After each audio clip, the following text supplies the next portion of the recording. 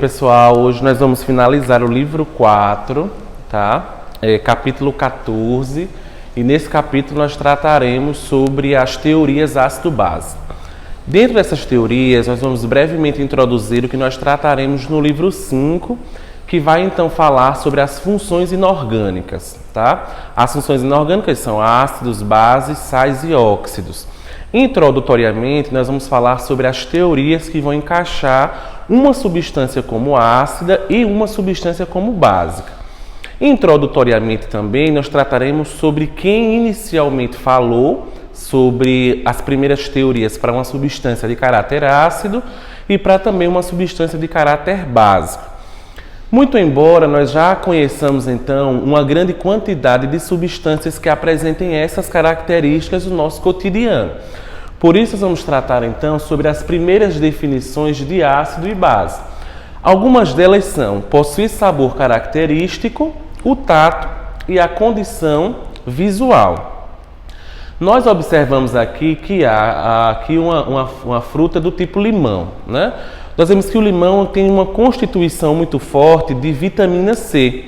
Essa vitamina C, como sendo o nome popular, caso ela tenha o nome de ácido ascórbico. Então, com certeza, o ácido ascórbico é um tipo de ácido, né? O mesmo acontece com outros constituintes presentes em frutas cítricas, que vão possuir, claro, um caráter ácido.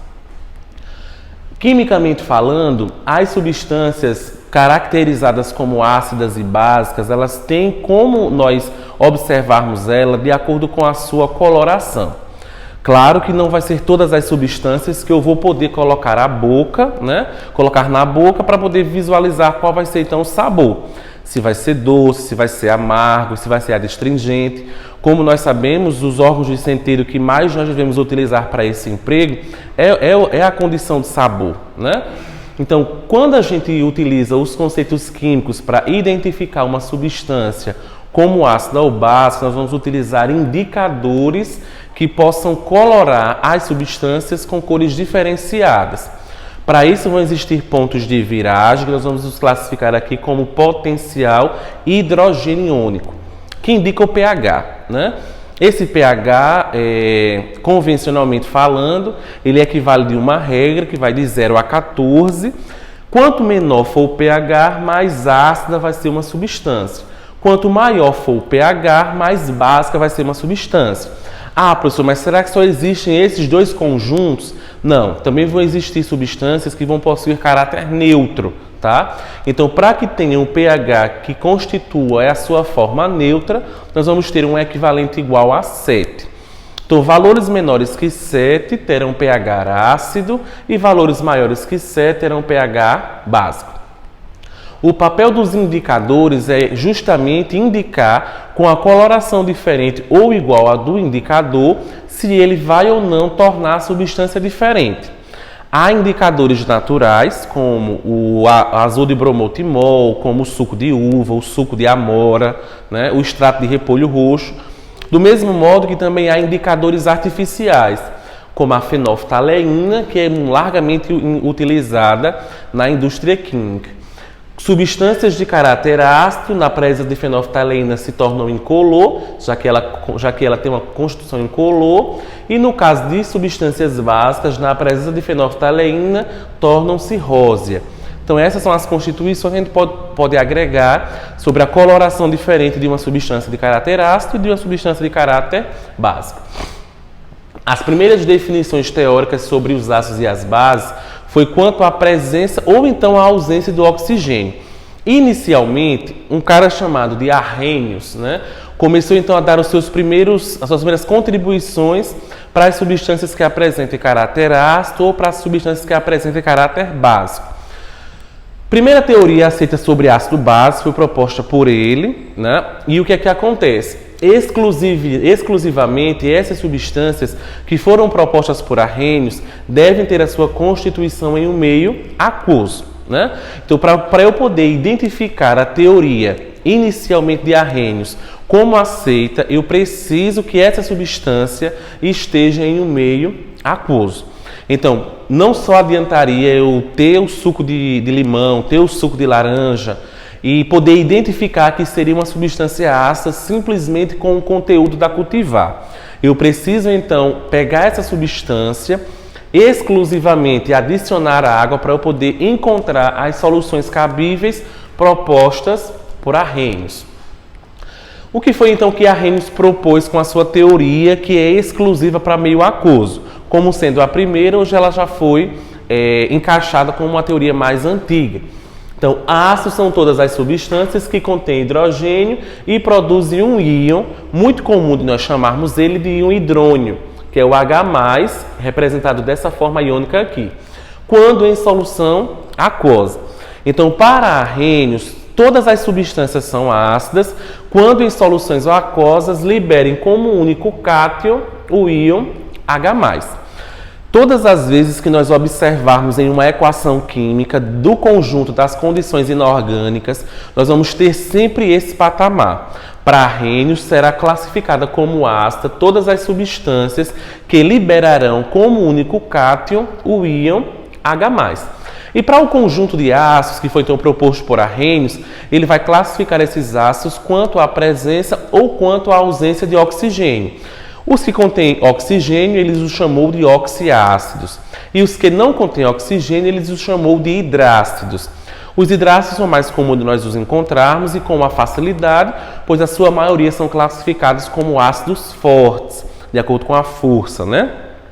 Ácido fluorídrico, ácido clorídrico, ácido bromídrico, ácido cianídrico, ácido sulfídrico, todos esses são ácidos que não vão conter oxigênio, que nós vamos os classificar como hidrácidos.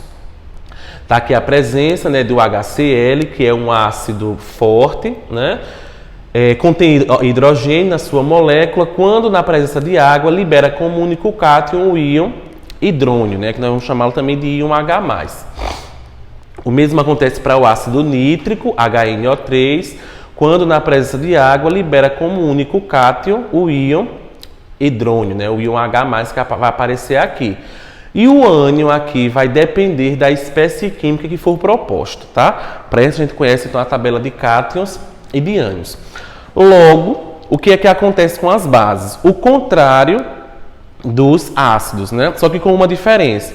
Como essas substâncias elas precisam obrigatoriamente estar em um meio aquoso, eu sei que se eu pegar a água e ionizá-la, eu vou ter íons H+, e íons OH-, né? Então, os íons H+, ou íons hidrônio, eles serão exclusivos dos ácidos. Com isso, o que vai, então, ocasionar as bases vão ser constituintes do íon hidroxila, né? OH-. Então, já que os ácidos liberam como único cátion H+, as bases são as substâncias que vão liberar os íons OH-.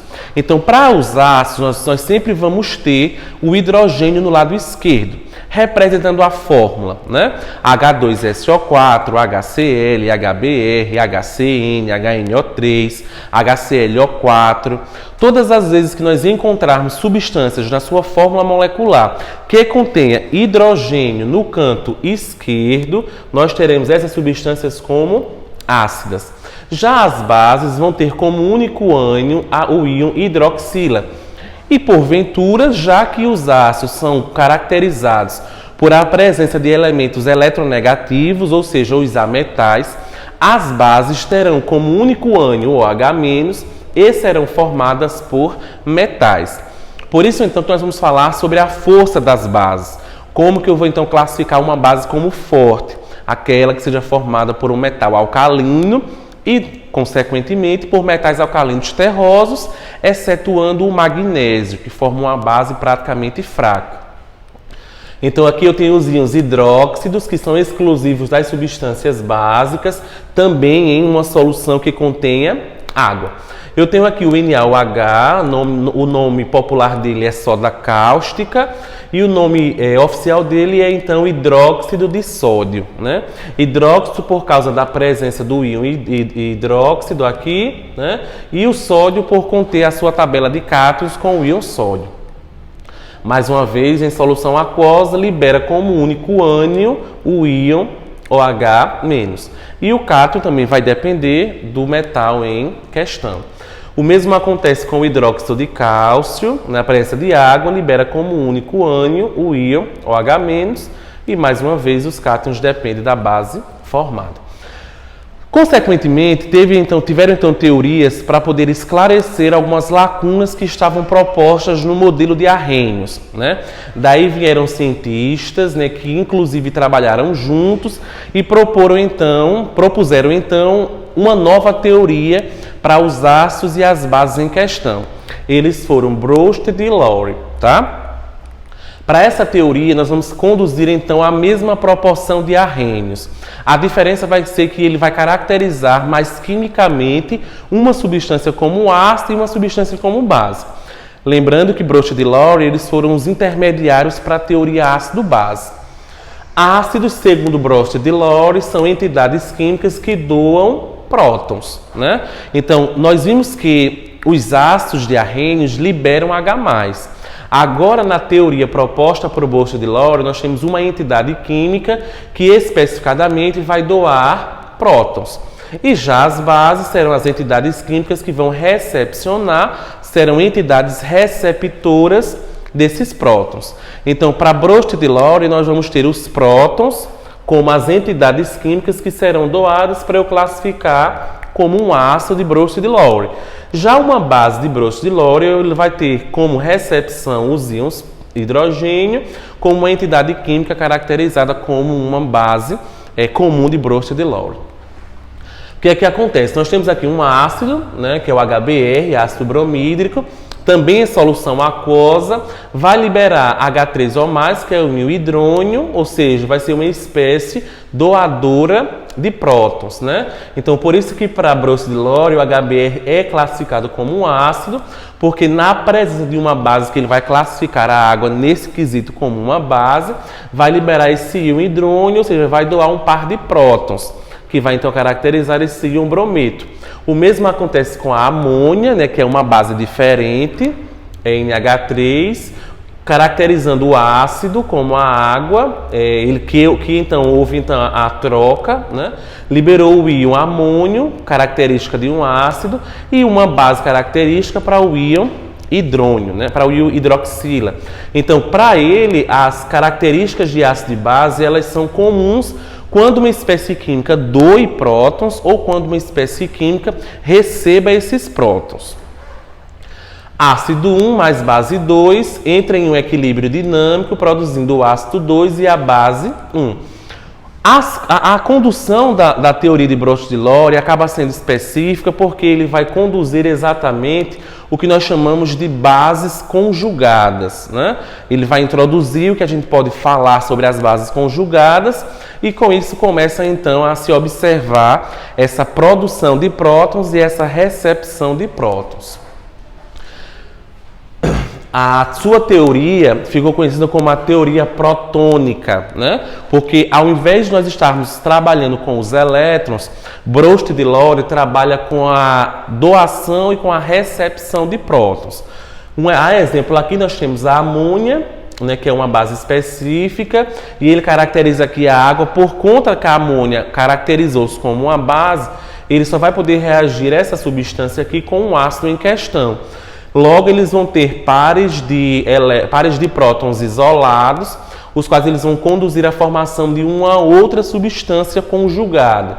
No caso, a amônia, na presença da água, produziu o íon amônio, que caracterizou então como uma base conjugada, e os íons hidroxila como também uma base conjugada, característica então da teoria de Bronsted e Lowry.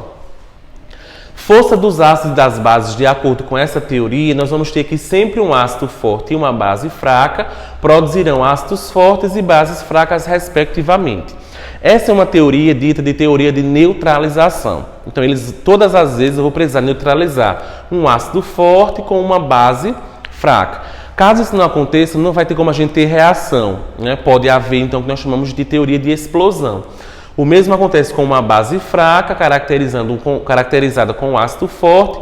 Vou então produzir ácidos fortes e bases fortes, porque essa base é uma base diferente. Força relativa. A característica que então vai condicionar a teoria de Broglie-Lowry é de acordo com a caracterização que cada uma dessas substâncias vão ter em produções em determinado conjunto de forças. Logo, um ácido de Broglie-Lowry é tanto mais forte quanto maior for a sua tendência de liberar íons hidrogênio, né? Ou seja, os prótons em questão. Quanto maior for a tendência de uma base receber íons H+, mais forte ele será. Então, quanto maior for a capacidade que um ácido tenha de liberar prótons H+, maior vai ser a sua força. O mesmo acontece para as bases, quanto maior for a capacidade delas recepcionarem esses prótons H+, mais forte ela será. Em relação a ácidos e bases conjugados, que foi a produção final de Broglie-Lowry, pode-se afirmar que quanto mais forte for o ácido, mais fraca será a base conjugada e vice-versa. Então, em todas as vezes que eu mencionar uma característica para um ácido forte, a base, consequentemente, vai ser fraca. Mas caso eu tenha ácido forte e base forte, eu vou produzir um ácido forte e também uma base forte. A tendência da força relativa de Broglie-Lowry para a condição de ácido e base só vai ter essa diferença se eu tiver um ácido e uma base com forças diferenciadas, ou seja, um ácido forte e uma base fraca.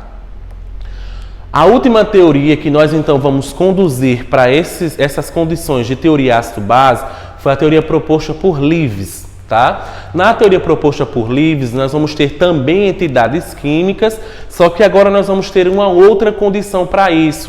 Nós vamos ter que observar que vai haver a condução de uma ligação coordenada, que nós também já tratamos como uma ligação covalente dativa, né?